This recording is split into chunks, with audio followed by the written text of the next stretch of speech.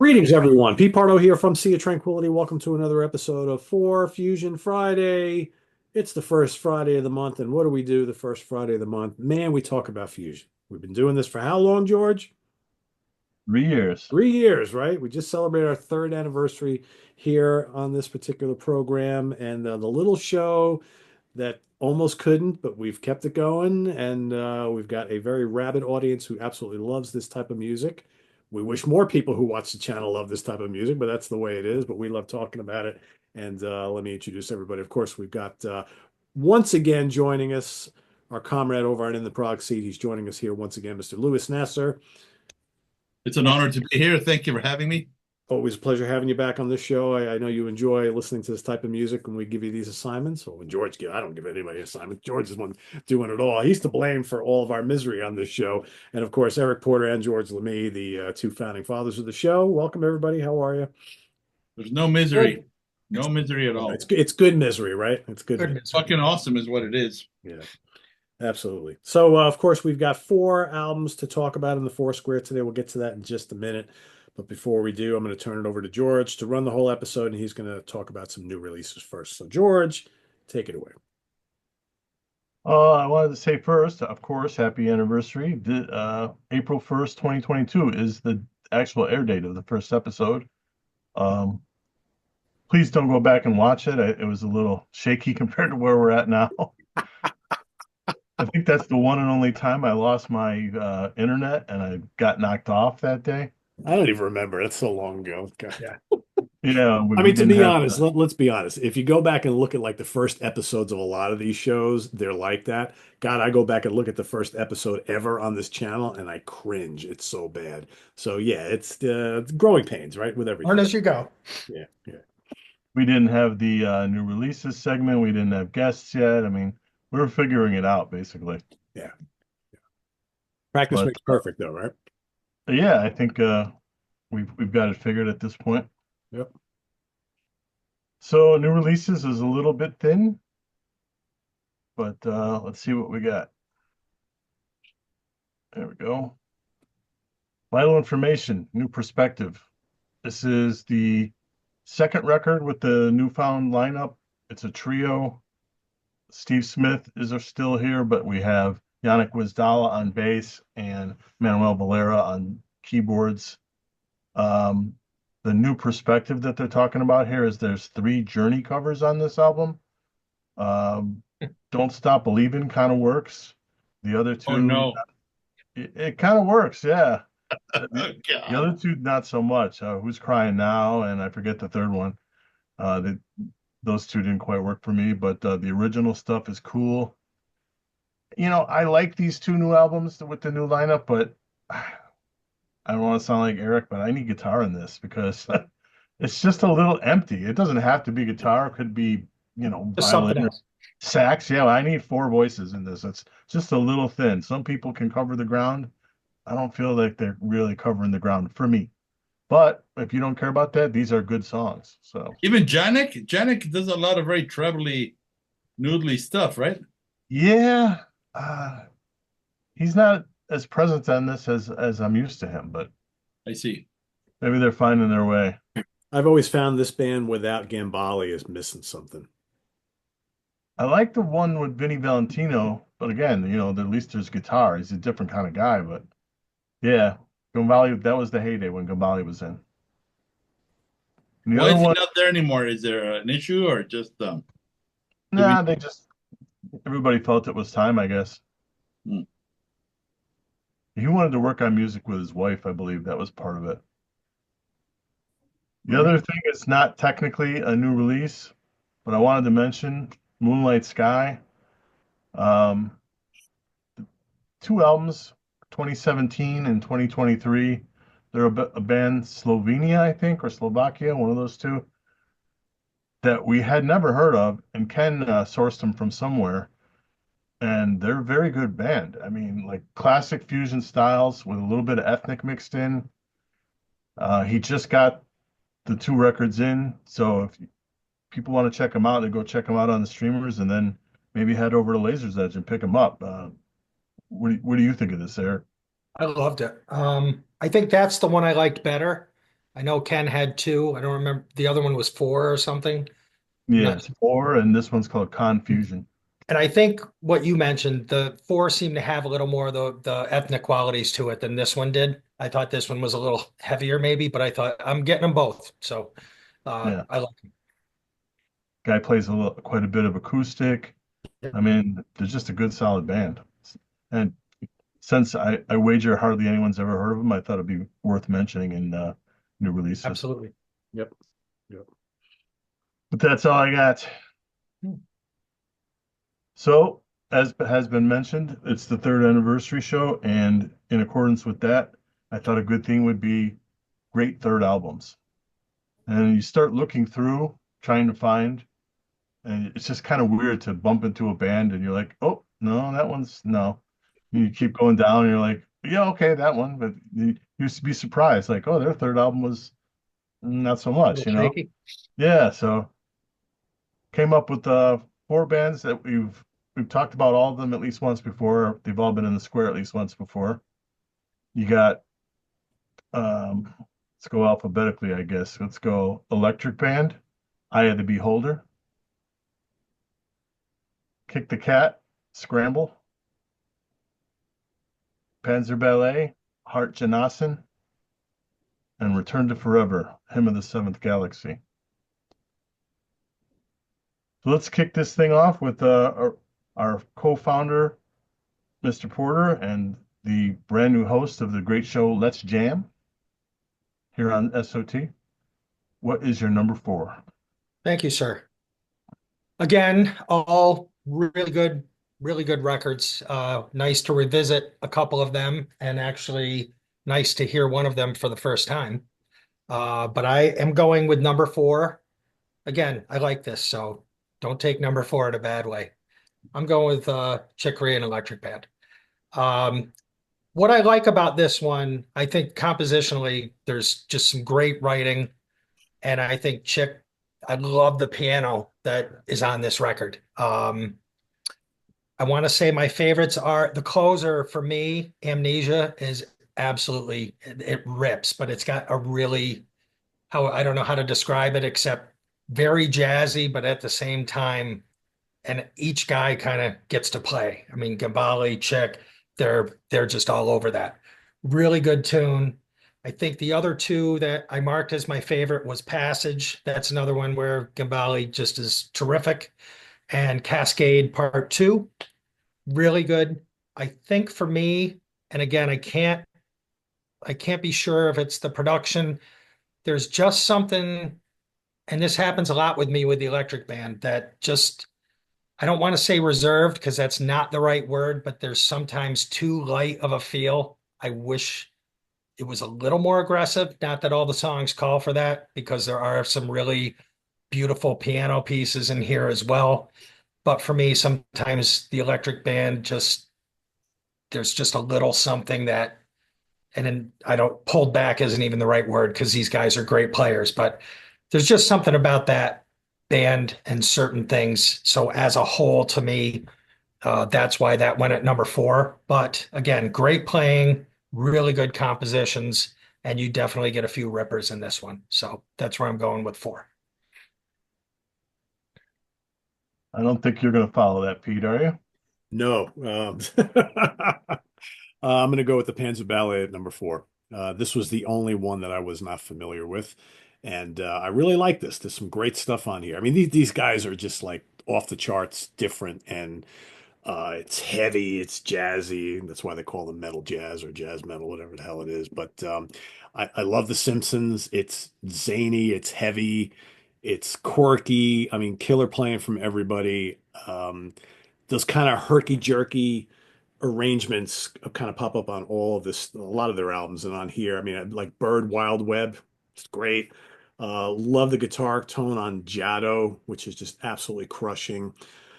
I don't know how to, was it Mind Tail?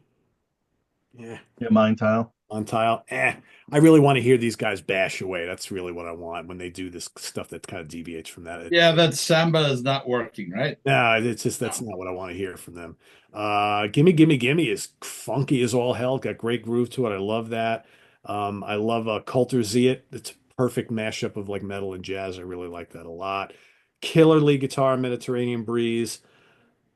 I don't like the screamo vocals on Weary Eyes at all. That to me is like this kind of metalcore crap, which I just don't like at all. In fact, there's vocals on a couple places on this album. I don't like any of the vocals on this album. I wish they would just rub them all off on here. I think the two-part medley of all the Zappa stuff is great and loads of fun. So I really like this album. There's a couple little things which I mentioned, which I don't really connect with, but otherwise the rest of it's really, really good. I think there are other Panzerballet albums I've heard that I maybe like a little bit more, but this is still really good. There's some killer playing on here. And yeah, just take out some of the weak things I talked about, and you got a killer, killer record. So yeah, it's my number 4. Professor, what do you like it for? Well, first of all, I do want to say thank you for making these choices because they are awesome always. And some of these records I didn't know. I hadn't heard of the Panzerballet, and this is a band that I admire more than I enjoy. And for me, that is also the number 4.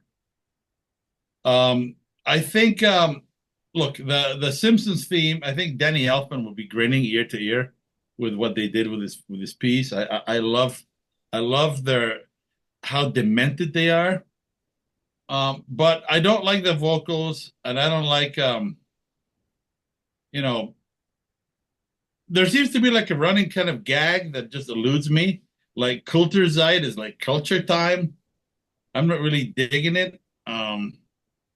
The Ein bisschen Frieden, again with all these vocals, just weird. Kind of like they're like if they decided they were gonna do a power ballad, and that's what comes out. It's not really a power ballad, but it's about as accessible as they get. And the funny thing, I think the title, I went to Google Translate. I don't speak German, although I think it means a bit of peace. So that was like the breather. It's not really much of a breather. I look, for me, Zappa, as you know, is like important, and Zappa medleys are always for me a cause for alarm because people do weird shit with that music, and they don't necessarily get it right. But And it's what I weird love enough that about it's weird enough as it is, right? well, but Dweezil Zappa gave him a thumbs up in the YouTube page where they had the Oh. video for this. Nice. Like Dweezil gave it and I mean, I think the part 1, I have my notes here. What I heard, Let's Make the Water Turn Black, Harry, You're a Beast, and the Orange County Lumber Truck, Yes. which are not their obvious choices, and they do them very well. No. And then part 2, it's another deep cut from Weasels Hurt My Flesh. Oh no, right? Then they hit Shake Your Booty with City of Tiny Lights. Well, actually, no, the other one, the Baby Snakes, and then Evelyn, Modified Dog. So they're hitting all the various eras, and they do a great job. So yeah, the fact that it's number 4, I think, has to do a lot with whenever you get these fusion albums and they hit the samba, I'm checking out. Unless you're Brazilian, that's what you do. It just seems silly to me. But it's a great record. And if you could edit a couple of tracks, pure gold, right? So I'm going to go with that at 4. All right. I'm gonna go with the Kick the Cat. Razor close with my number 3, and they both have the same kind of thing that's kind of irking me. They both have incredible songs, like several 5-star songs, but they both have this fragmented feel with all these little pieces, and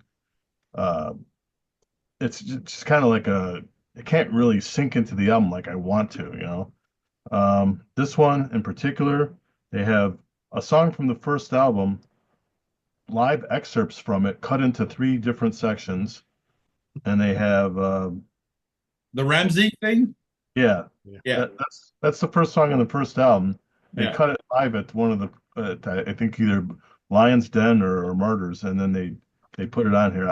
I'm not sure what that's supposed to do. I'd like to ask Chris someday.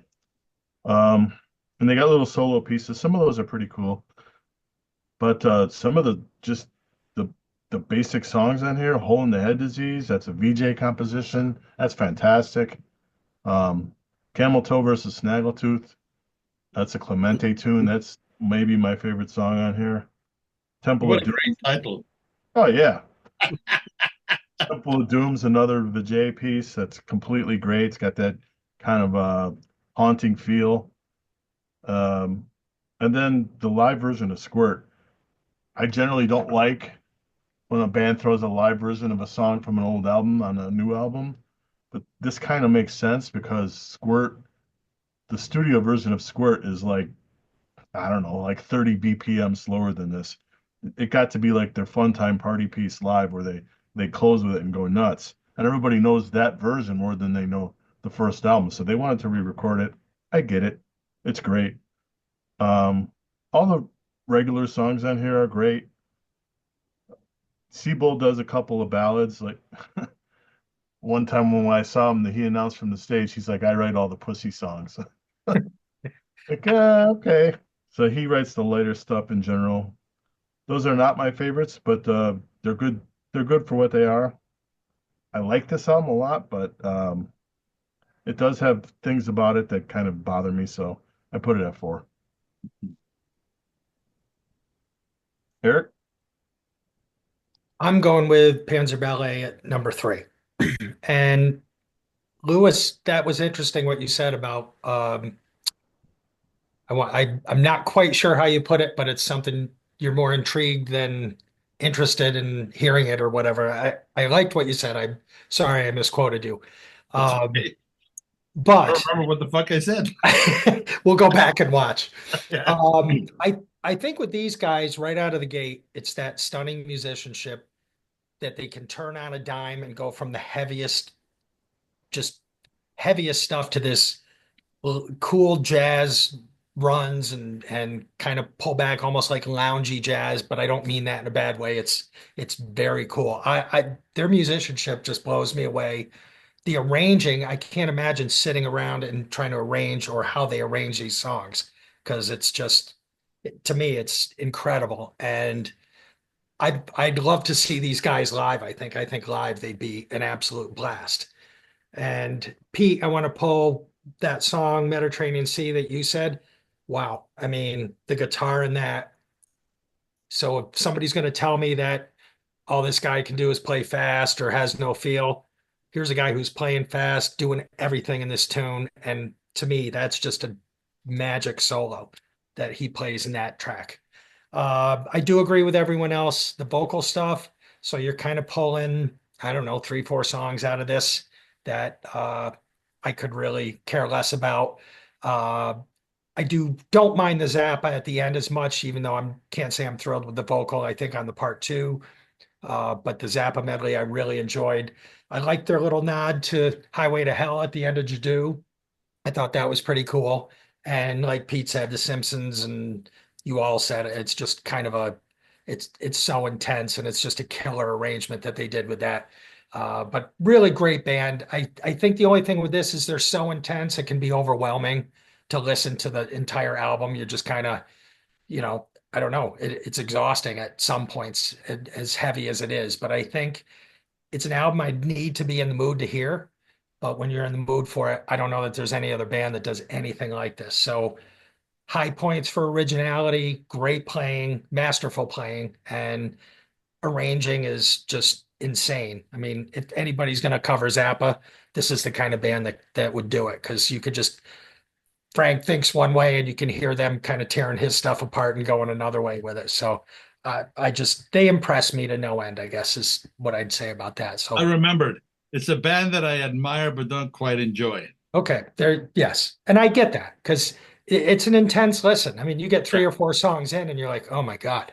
You got to pause. Yeah. It's Yeah, like I need to think about what just happened, right? exactly. Listening to the whole record is a chore. It's a lot. Yeah. Pete, what's 3? Kick the Cat Scramble is number 3 for me. Really good album. I kind of agree with George, though. There are points during the record that kind of take me out of it a little. First of all, I mean, the whole Ramsey thing, just to me, I don't know why it's there. It just doesn't need to be there because you have all these other great compositions that should just be going one after another without these little Ramsey pieces spread about all over the place. I mean, Hole in the Head Disease, great, great fusion-y track. Love the piano. I mean, Seabolt's guitar solo is just absolutely killer on that. He's such a great player, man. The drumming is great. God, the drumming on this whole album is intense. Love it. Camel 2 versus Snaggletooth is awesome. I mean, it to me, it's like RTF and Tribal Tech kind of mashed together. It's so good. It's kick ass, blazing track. Love it. And that bass solo in there, phew, so good. Walking on the Hot Sand, kind of funky, right? Got the nice organ on there. I like that. It's really good. You got Disarmed, a little more acoustic stuff. Temple of Doom is really good. It's kind of like weird. It's kind of like noisy, and you got this great solo from Seabold. And Scramble title track is again really noisy but kind of funky and cool. And I also really like Classico Fusiono, which I think is really good. And I will reiterate what George said. Squirt is amazing on here. So I think it's a really good album. I think it could have been tightened up a little bit, just kind of like Panzerballet too. Knock a couple tracks off, and you've got a pretty consistent record. And I love Kick the Cat. I think all their albums are really, really good, and this is another really good one. So yeah, that's my number three. Lewis? I gotta go with Pete, and it's also my number three. I swear we didn't communicate. But look, to me, the first two tracks in this record alone is good enough reason to buy it. Oh yeah, yeah. That's it. That's all you need to know. If you never heard Kick the Cat, just the first two songs, whatever you pay is more than worth it. It's as simple as that. And then there's other things that are cool. I happen to love Temple of Doom. I love I actually like Quagmire. And I really like the live version of Squirt. There's lots of stuff to like. The Classico Fusione is very nice. But can you dig it? The Ramsey little snippets. It's like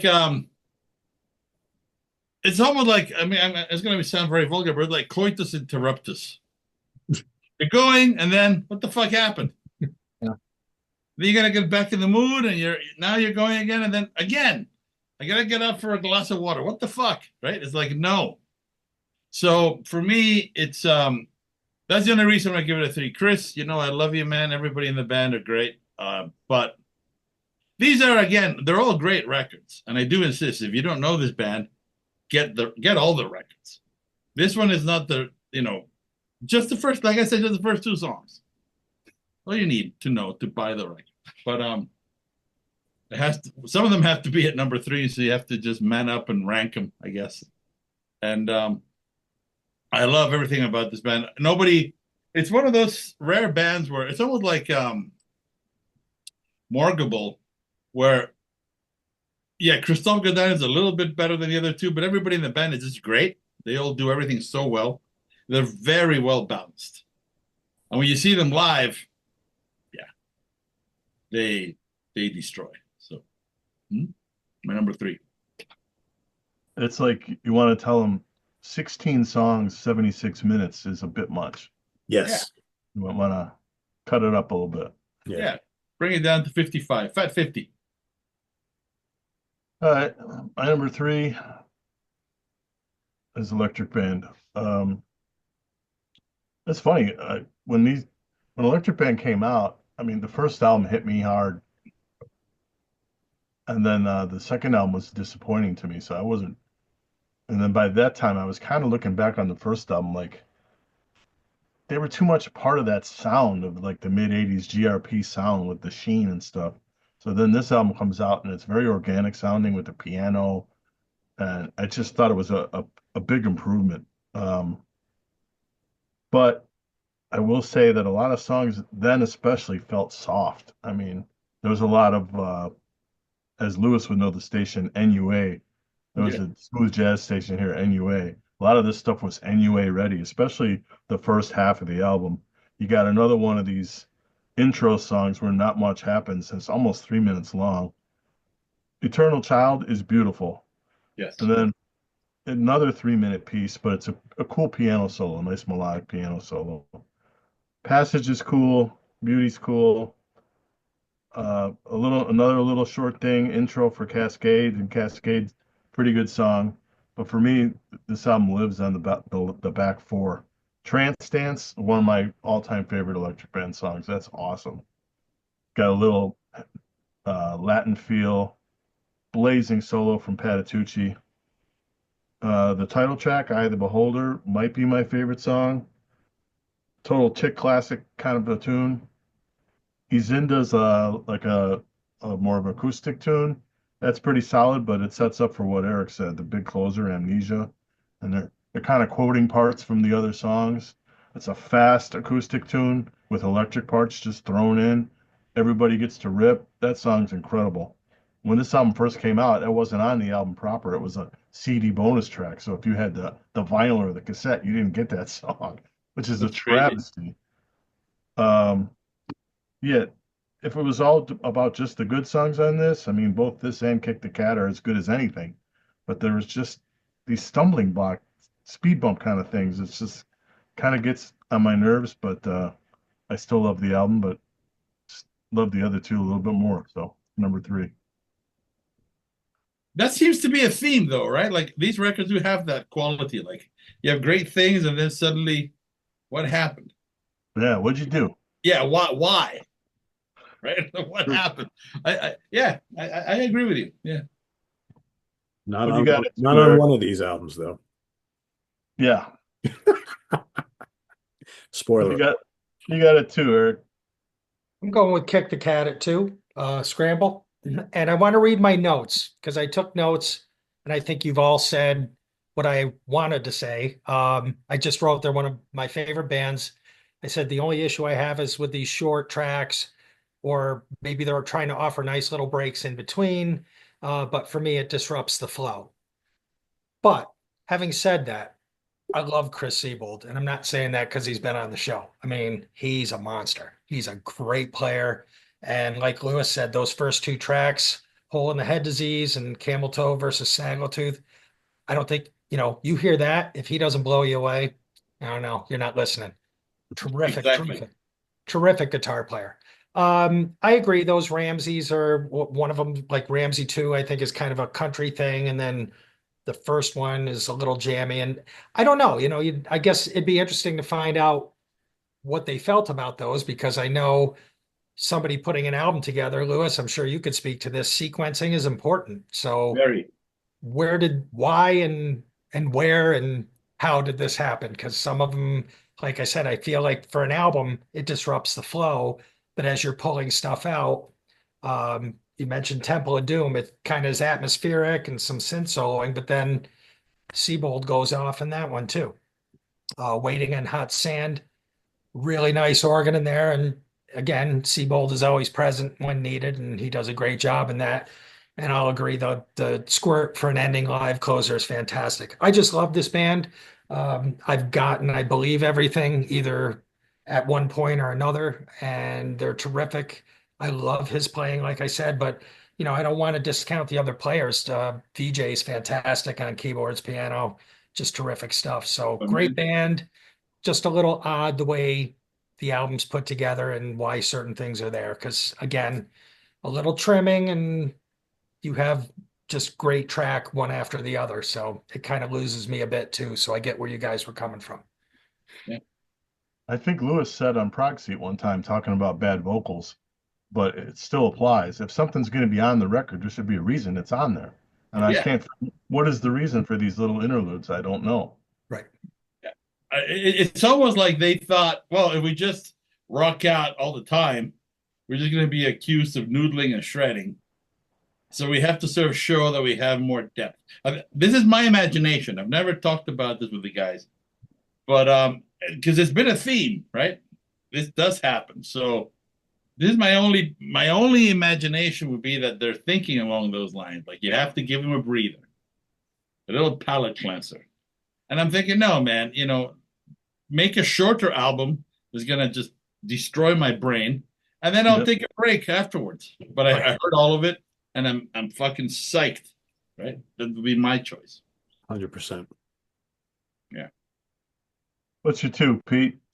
My 2 is Eye of the Beholder by Chicory Electric Band. So, kind of to echo what George was saying, I remember when this album came out, and I had it on cassette. I bought the GRP cassette, so I didn't have that extra track at the end. Um, I was very much into the first two albums, even though first album is better than Light Years, but I still enjoyed Light Years. I thought this was really different because it was a lot more acoustic, a little more atmospheric than the other two. And I remember at the time not really enjoying this one that much. And I remember like, after the next couple came out and I would think about the Electric Band catalog, I was like, I think Eye of the Beholder is my least favorite out of all of them, by like the early 90s. But in all these years later, and especially kind of like re-listening to these over the last couple of weeks, I think this album has aged really well. It's definitely the different one in the catalog, but there's some beautiful stuff on here. I mean, Eternal Child, just absolutely gorgeous, like you mentioned. Chick's piano and Frank's acoustic picking, I think, work really, really well together. I really like Passage a lot. Um, you got Marienthal's kind of sexy sax and more Chick piano, really, really good. Then Frank comes in for this blazing solo. Excellent stuff. I like Beauty a lot. Man, Weckl, I mean, he's just fantastic on this record. Gambale comes in with this just ridiculous solo in Cascade Part 2, which I love. Trance Dance probably is my favorite song on here. It's just a killer, killer song.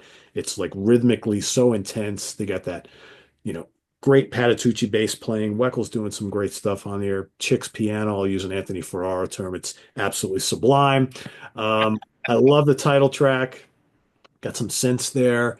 And yeah, Zinda is so good. Really like that a lot. And then, God, that last track is just so good. I think the only one drawback, you do have a couple of these little short kind of fillery patchwork tracks, right? That are really not needed, but man, the rest of it's just so good. And I think this is one of those Electric Band albums that has really kind of risen in my estimation over the years. And it's Chick Corea for fuck's sake, right? So yeah, that's my number two. So Do you hear like embryonic parts of Inside Out here too? I hear it a little bit. yeah, for sure. I think this album was like a learning experience for them, wanting to kind of try some different things. Because, the first two albums have like this kind of like funk, electronic, jazz fusion-y type stuff, which is fine. But like you said, it's very dated. It's got that like kind of like early mid 80s like GRP sound, which is like that kind of like smooth radio jazz stuff. I like it. They're going in different places on here. And I think with this album and then going into Inside Out, they were like, all right, we're going to take that to another level because I think that album is totally an extension of what they started here, but even more intense. So, And and tightened up. yeah, I mean, Inside Out is my favorite Electric Band album. It's absolutely incredible. But yeah, but the seeds were happening on this one already. All right, Lewis, what's your two? I swear I didn't do this on purpose, but I'm also going with Eye of the Beholder. Look, so to me, this is kind of like the Led Zeppelin 3 of the Electric Band, in a way. It has things that are a little bit of a head scratcher. I typically don't like songs with fade outs, like the title track, for example. I wish it had just written a fucking ending. I don't know why bands don't write an ending, you know? Um, you have some questionable keyboard patches. But then you have, Home Universe is just like atmospheric noodling. I could just take that out. And I would begin the album with Eternal Child. Because that's soft. It's a very beautiful arpeggio with the bells, the castanets, very tasty acoustic guitar. I love that. Then you get into the Forgotten Past. It's like it does a solo in D minor, modulates to G. It's really, really beautiful. I love that stuff. Passage you've all talked about. I mean, Gambale just destroys. Destroys. And so does Eric Marienthal on the sax. And with that rhythm section of Patitucci and Weckl, come on, right? What do you want? It's obviously going to work. I Love Beauty. I think it's a real earworm. Cascade Part 2, I think nobody's mentioned, but that's a really good drum hook, I thought. It's a very good drum hook. So, Weckl, I mean, not that you need my fucking endorsement, but But wow. And the bass line is also kind of more on the. I mean, it's like Patitucci's trying to channel Ron Carter. It's more about trying to find the perfect note at the right moment. It's just really, really beautiful. You've all talked about trance dance, sinewy, treacherous. The only thing I don't love about it is that it has these like happier passages, right? And then, but when you hear the whole thing, it kind of works because in my mind it's like you're never sure if the danger is real or not, or like if the little happy bits are just supposed to distract you from the danger, right?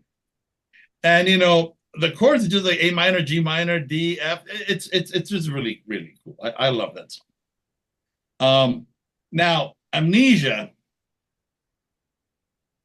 that is something, right? It begins a little bit safe, but then, and I really love the Patitucci upright bass solo for this tune. That really stands out. I mean, and to my ears, when you put it all together, and this is, I think, of all the albums, this is, well, obviously my number one, but I've heard this one for a long time, and I've enjoyed it.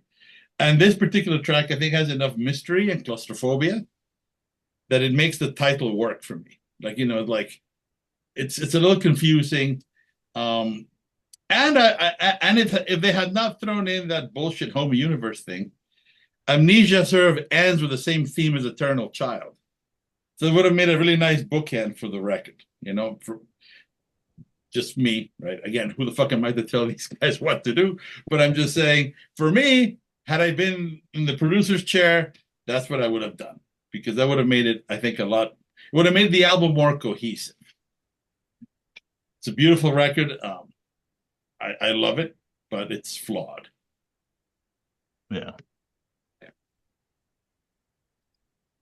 Number 2 is the Panzer. Love the kickoff track, The Simpsons. Not exactly a track I would expect someone to cover. No. But who knew those chords would sound so menacing if you just put distortion on them? I mean, I love that. Yeah. And great sax solo too. Bird Wild Web, super cool. Actually, the first 7 songs, except for Mine Tile, it's okay. It's as good as a Rammstein song is going to sound, but I can do without it. But the other 6, Jadu, again, who covers Passport? I mean, it's ridiculous. Gimme, gimme, gimme. They made an ABBA song sound good. That's incredible. Just take the vocals off and make the music cooler. So you got to do with that. Mediterranean Breeze, that's fantastic. They were doing that live before they actually recorded this. And that's like an old school 70s fusion with an ethnic feel. That song's got it all. That's kind of the epic here. It does tumble a little bit down the stretch. I don't mind Ein bisschen Frieden. It's like it was like a pop song there. I don't mind that song actually. But Weary Eyes has got to go. That's a friend of theirs that they let him contribute a song and he does the vocals on it too. That's not for me. I like the instrumental part of the Zappa medley, but I'm with Eric. The vocals on the vocal part, he's pitchy.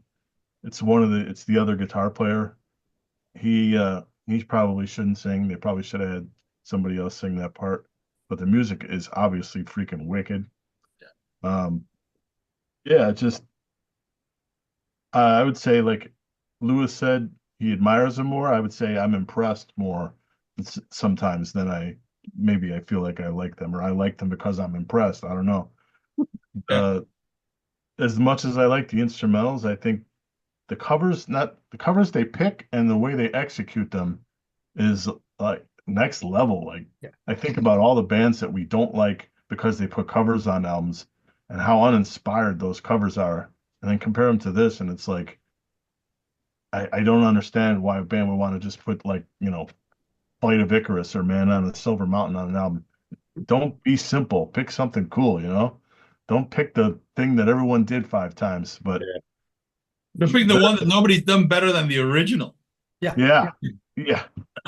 Oh, they make them their own. It's not it's a cover, but it's theirs. Yeah, do something Really with make it. it theirs. Don't give me a carbon copy. I don't need a carbon copy. Why would I listen to that? So I'm endlessly amused and impressed with that, and I do think their originals are great. So I don't know. I would be on the page with you guys saying stop with the vocals entirely, but other than that, I got nothing to complain about here. This album kicked me in the head when it came out, and I still get a real kick out of it. So it had to be my number two. Gee, All right. Yeah, I was going to say, what does Eric have for number one? I'll just hold that up and leave it up for the four of us. I did want to ask a question because you guys are more steeped in these guys than me. I went out, I've listened to this album for years. Even being a newbie, this was one I had in my collection for years, this Romantic Warrior. But I read that Bill Connors had an issue when they got to this point that they were going too rock. Is that anything you guys can back up or know, or his reason? I know he had apparently an issue or two with Chick and Scientology, but I read that he was not happy with the rock direction. I never heard that. I Okay. heard he left because they were touring too much. He didn't like that, and they were that he wasn't the improviser that the other guys were. Okay. Because I think he's fantastic. If he doesn't like rock, he certainly did a damn good job with it. I know Al gets probably more of the attention, but he's terrific on this, Bill Connors. Uh, and this is like listening to classics. Like these should be jazz standards. I mean, it's funny, like just listening to this once or twice through, and I'm like, God, I haven't put this on in a while, but everything's recognizable. And I think that's Chick, because I think he's such a good writer. So as much as you might want to say these bands were about showing their chops, whatever, these tunes are amazing. I mean, type in Captain Senior Mouse into YouTube, and there's tons of bands who've covered it. Oh yeah. You can see other bands doing live versions of this. So to me, you're talking about songs that are, I guess, fusion standards at this point, right? And you can go through all the tracks, but this is something, if you watch the show and you don't have this, for shame. This is one you have to have in your collection. So I would just say go check it out. Tons of iconic tracks. I think, correct me if I'm wrong, everything was a Chick composition except Cosmic Rain. Is that Stanley Clark? Everything Yeah. else I think is Chick. And again, I love the dynamics of this band. They know how to set things up. So it's not constant, but boy, when they get firing on all cylinders, even that Cosmic Rain, which again was Stanley Clark's, it almost has a bluesy feel when you get into it, and then it funky, and then all of a sudden it hits hard. The electric keys solo, they're all just killing it. Uh, I don't know. I love this record. And I think Bill Connors is terrific. I really enjoy his playing on this. So definitely make sure to check it out. But it is number one, and I'm sure you guys will have better things to say than I did putting it at your number one. Why? Let's find out. Pete? I mean, everything Eric said. I don't know if I can be any more eloquent than that. This is an incredible, incredible album. I know George generally rates this as his favorite RTF album. There are days that I doubt my pick for Romantic Warrior is my number one favorite Return to Forever album, and this one should be it. And listening to it this past week, I'm kind of like, God, this album is so damn great. It really is. I mean, there's not a weak moment on it. The compositions are amazing. The playing is impeccable. Billy Connor's tone on this album is it's just roaring. He's so good. He's just got just enough gain on this guitar, and he's maybe not as articulate as Al would be to follow, but he's just as intense. And so many classic tracks on here. I mean, Space Circus just is always one of my favorites on here. I love it. I love that the groove in that song. So good. That cool little riff. It's great. After the Cosmic Rain, this is outstanding. Captain Senior Mel. I mean, we can go through every track. It's kind of like it's just to me it was a no-brainer pick number one. It's like I already knew that was going to be number one, and I was like, part of me was like, well, I don't really need to revisit it because I've heard it a million times, but I went and re-listened to it anyway, and I'm like, oh man, this is so good. And I'm sitting there thinking, maybe George is onto something. Maybe this is the best Return to Forever album. I don't know, but then I'll go and play Romantic War, and I'm like, oh well, Either way, it's an amazing, amazing album. And like Eric said, if you don't own this and you have even a marginal interest in fusion, you need this like tomorrow or right now. as quick as you can get it. Get it. And fucking Prime now. Yeah. And get the anthology version. Yeah. Yes. Ah, Yeah. I went and bought that, even though I had the original CD forever. I went and bought the anthology just to get this in its remixed form. It's so good. So good. What do you think of it, Lewis? Look, here's what I would say. Title track, it's fucking monstrous, beginning to end. Nothing is extra. Everything is perfect. It's ridiculous. Captains in Your Mouse is another stone cold fusion classic in B flat. Just, if you're interested in music, even if you don't like fusion, you should listen to that piece and you should study it because it's a master class in composition. And I would say Space Circus 1 and 2. I mean, that is just haunting. It just grooves for days. It's amazing, right? So you already have 3 sizable tracks that make it an automatic for anybody who likes music, who likes, who believes in music as an art form and wants to improve themselves and be happy to some degree. You need this. The other tunes are great. I mean, after the Cosmic Ray, the thing is, it's not as amazing as those other ones, but it's still fucking incredible. Like this would be a standout track in any other setting, right? It's just a little diminished within the record, but we're talking. And the theme to the Mothership, that's just a personal thing. It's a little happy sounding from my personal taste, but I think that the bass line saves it.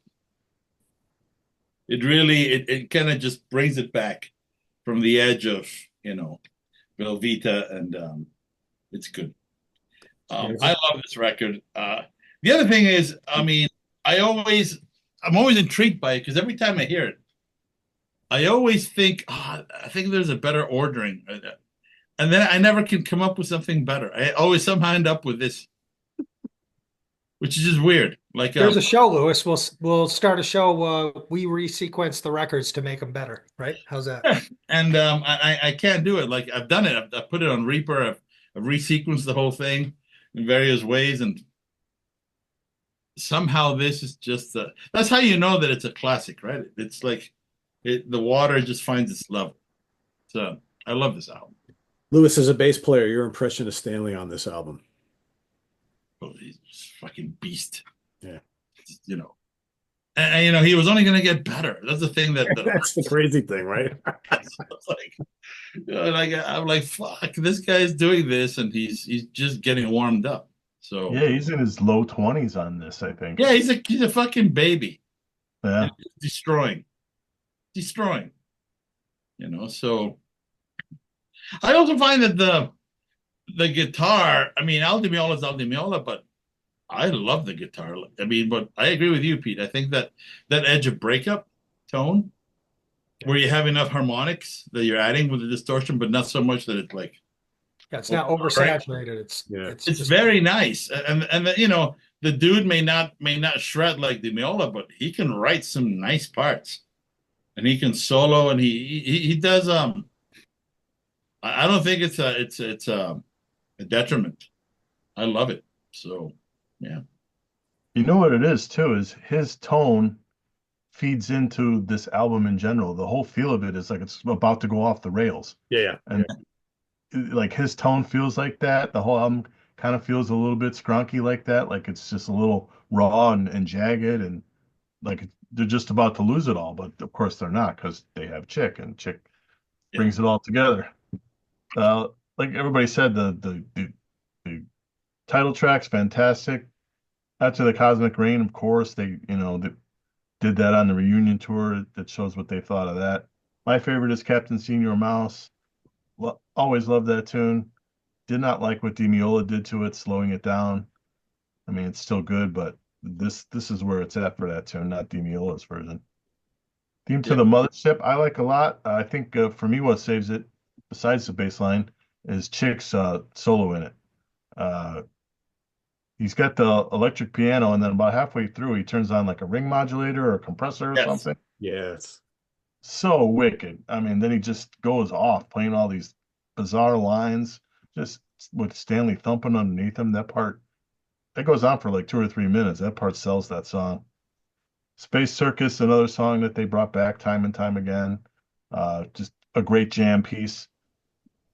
One that nobody mentioned. It is the weakest song, The Game Maker. It's Still kind of really like an good. early version of neoclassical. And they're playing all this classical stuff, unison lines with Chick and Connors. It's it for a duff track of an album. It's pretty damn good. Yeah. I mean, if that's as bad as an album gets, holy crap, you know. I don't like this as much as Romantic Warrior, though, Pete. Close. We one and two, but it's right there. It's a different kind of beast. Oh, totally. Yeah. That album's a little more majestic than this, I think. Yeah, that It's album is more pitch raw. perfect, and this has tiny, tiny problems. Not problems, but I don't know, deficiencies. I don't know how to say it. It's not as perfect as that album. That album is completely perfect for me, but yeah, it's absolutely fantastic. They took it out live. All the songs sound great in the live setting. I mean, just incredible, incredible album. So I always like when much later version of the band when to hear Gambale play Space Circus. Always thought it was really, really good. Much later on, though he did always did it justice. yeah, yeah. That was interesting. When I got this album when I was a kid, I didn't like Connors because he wasn't Demiola, because I heard the Demiola version first. So then slowly, as I started getting bootlegs and stuff, I would hear Demiola tackle this stuff, and he doesn't make it any better. It makes it different, but it's not really better. So that tells you that what Connors did on this album is speaks highly. And how ironic too, and I know we've talked about it before. It's like, you hear Connors on this album, and then about like what, maybe not quite a decade later, he does that one album, and all of a sudden he's doing this like wonderful, like Holdsworth type style. And it's just like it's completely opposite of this. It's like night and Yeah. day. And in between, he did some jazz records, like ECM stuff he did. Yeah, he was playing with Jan Gabarek and all those guys. Yeah, it's crazy. Well, the George's pick, it was difficult because how are you going to come up with a third album, a band that got to 3 albums, that is an album that these guys haven't heard? Not only did I find one, I found one that's actually called Three. So it is Prism 3. What did you think of this one, Eric? I had never heard this one, so I'm going to steal a little thunder from Lewis. There's a happy feel to this record. So I'm kind of interested to hear what Louis thinks on this one. Guitar playing is absolutely amazing on this record. Uh, there's a lot of stuff on here where I think Virgo 9, stunning, just amazing guitar. They also have some of that little interplay where they just go into these little short, I think Promised Land has kind of that um I want to say nature sound effect things going on. So this record also had a couple things like that that were little pieces, but I don't know. Again, I think like Living for Daylight, they have these upbeat tempo. I don't even want to say danceable, but I mean, there's something about this record that you're listening to the music like, God, these guys are great. They're killing it. And then you kind of get the vibe of the song, and I'm like, it's got that happy vibe to it. But I don't know. I really liked it. I'm just trying to like, is it the second to last track? Because I had to watch this on YouTube. I didn't have it, and it wasn't on any of the streaming stuff that I have.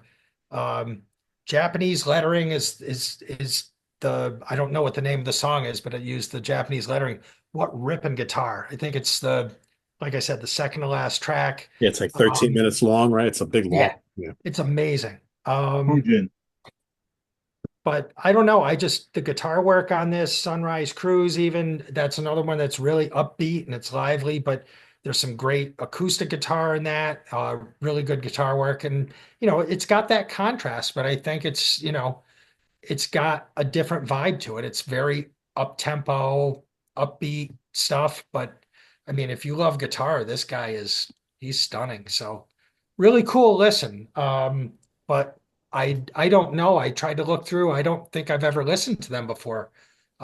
Maybe something off the cuff, but otherwise this was completely new to me. So very cool. Great guitar. You've heard Akira Wada, the guitar player, before because he's on the Exhibition and he's on Winds. Okay. Hmm. I'm gonna guess you liked it, Pete. Well, it's 1978, right, George? So it should be right in my wheelhouse. It's funny in listening to this because I had never heard this one. I have one, maybe two of their others. Um, this sounds very much like cut from the same cloth as that, like kind of like LA guitar player thing that we did a couple Yeah. months back. There's even a track on here, Night Picnic, which reminds me of like the more high energy, like Larry Carlton type stuff, which I think is really good. The guitar player is amazing. He's really, really good. There's some weird vocals and vocalizations on a couple of tracks, which I really didn't go for. Some of it's kind of like almost like LA smooth jazz disco-y in spots. But man, like Virgo 9 is so good. Living for the Daylight, also excellent. There's some like kind of Jocko bass playing going on during my little track, which I really like. Sunrise Cruise is good. Nice balance between the acoustic and electric. And I love that big long 13-minute track, whatever, however you say the title of it, whatever. Fujin. Yeah. Yeah. Great guitar playing, and there's some really nice synth playing in that as well. So I like it. But yeah, I just wish there weren't those little annoying vocals like White Spring with the closer. It's like, just please shut up. I want to hear the instruments, type of thing. But I like it. I like the vibe of it. It's from an era which I really appreciate as well. So yeah, I like this. Good stuff. Good player. So I'm going to read my notes. I did write notes. I'd never heard of this band. I didn't know much about it. So I'm just going to read them. I'm not going to wing it. Virgo 9, amazing tune, hypnotic, full of surprises. To me, the keyboards and the bass are the most original thing about it.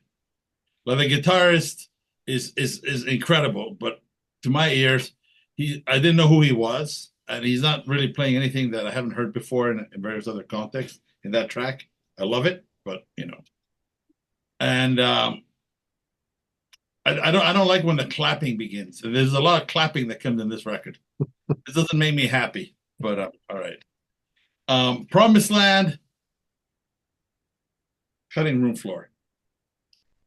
That's all I'll say about that tune. Living for the Daylight, it's a little too cloying and happy for my head. The claps are off-putting again. I don't like it when people cue me to party. Like, curb your enthusiasm. Let me decide if I want to shake my ass. It's my philosophy. There's that weird pseudo disco vibe. Very nice guitar solos, but the tune not. My Little Trick, awesome. I love the unison between the bass and the acoustic. It's beautiful.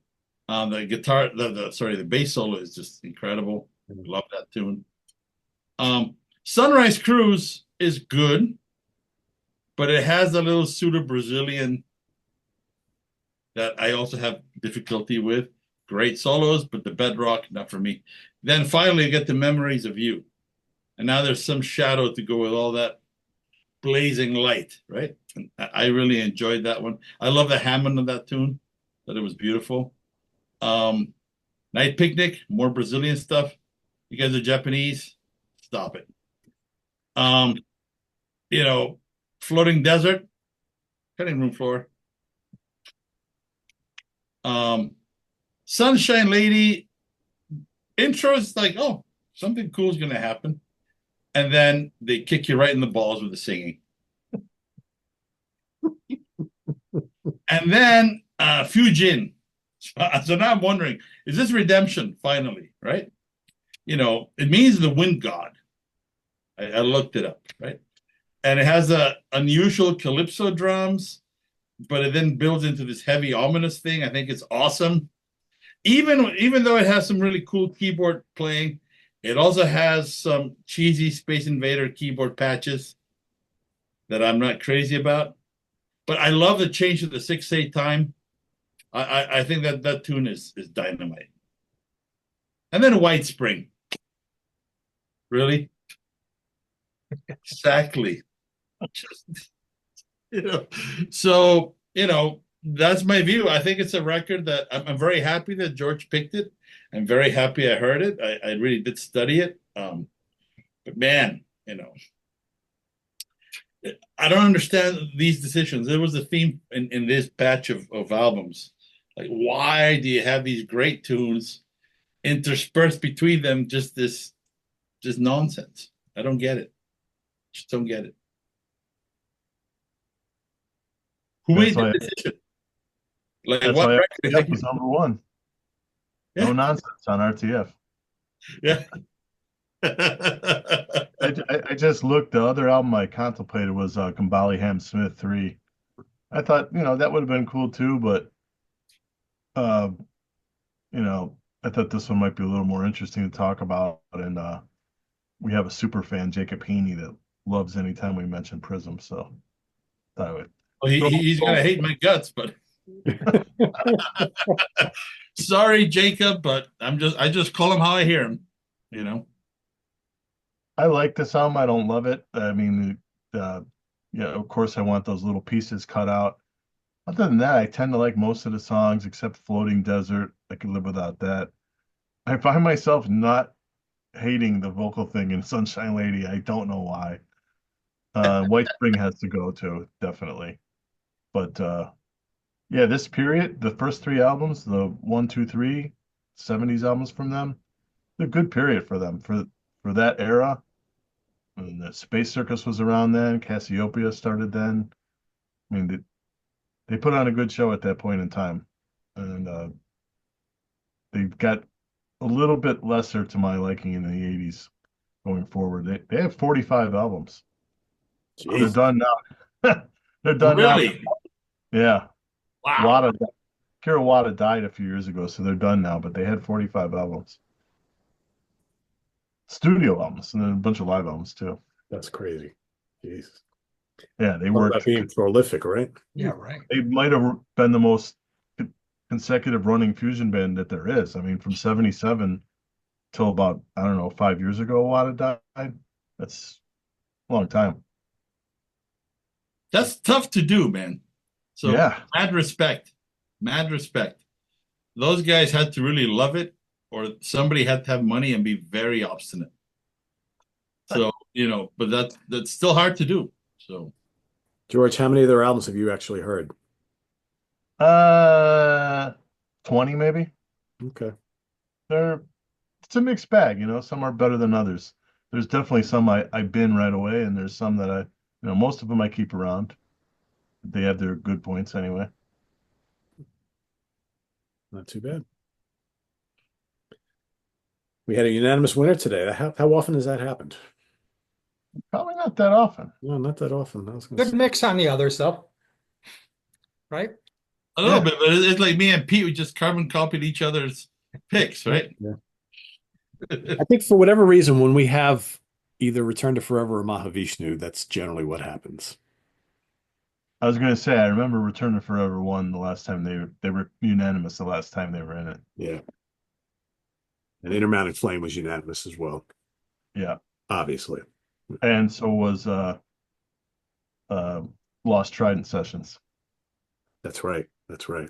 So RTF has won unanimous twice. RTF and Mahavishnu have both won twice unanimous. Yeah. That's your shit. So George, are you able to give a tiny peek to the viewers on what to expect next month? Yeah. I'm calling the next one the Eric Takeover. Eric had an idea for a square, and it was a cool idea. And then I just said, you want to just run with this next one, the whole thing, you book the guest and run the show and the whole spiel. So we're gonna do a Eric Porter takeover. Nice. You got to So work on the guest, though. I was gonna say you'd have to ask him what's coming up. That's in progress. We'll talk. Okay. All right. So we'll give everybody some hints as we get closer to first week in May. I was gonna have to think about that. It's April, May. Yeah, that's right. We're in April now. So yeah. So coming up in just a few short weeks, we'll be back once again. We want to thank Lewis for joining us once again here. Oh man, thank you guys for having me. I love doing this. Thank you. Always fun, Lewis. And Next one is May 2nd. May 2nd. So it's right around the corner. You know what else is right around the corner? In the prog seat. That's right. So you'll see all of us and the rest of the crew on Tuesday night, just a few short days. It's going to be an interesting week next week, folks. Not only it'll be the first time in a while you're having Hudson Valley Squares and In the Prog Seat airing in the same week, but that's just the way the month kind of laid out because we do Hudson Valley Squares first Monday of every month and Prog Seat is second Tuesday, but because the first fell on a Tuesday, well, do the math, you can figure it all out from there. So yeah, so we got Hudson Valley Squares and In the Prog Seat coming up next week, so stay tuned for that. And visit us on the web at www.seatranquility.org. We're on Facebook, we're on YouTube all together. All the damn time. Damn time. All the damn time. Also coming up this weekend, we've got the UK Connection tomorrow.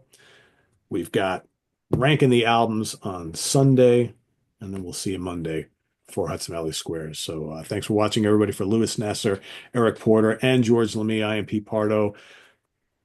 Let us know what you think of these Fusion albums down in the comments below and how you would rank them. And we'll see you next time here on 4Fusion Friday. Take care, everybody. Bye-bye.